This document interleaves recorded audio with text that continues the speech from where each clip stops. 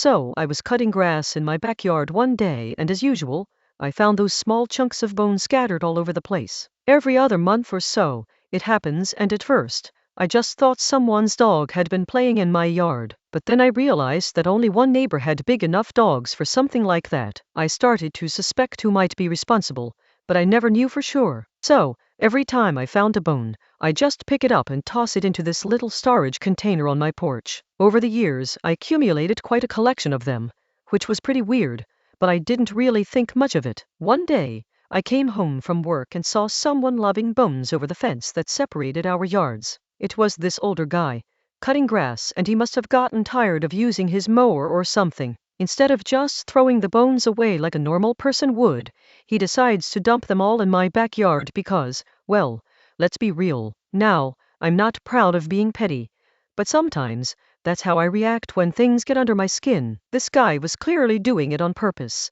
and it got under my skin. So, instead of just calling him out or ignoring it, I decided to play a little game with him. I started throwing bones back over the fence, one by one, until I'd accumulated about 100 of them. It was this ridiculous feeling, like I was getting revenge or something, but also really cathartic, like I finally had my say, and it felt amazing. A week later, we ran into each other outside our homes, and I couldn't help but see the look on his face, severely disgruntled. He didn't say a word about it, which was probably because he knew he'd been caught red-handed. But here's the thing.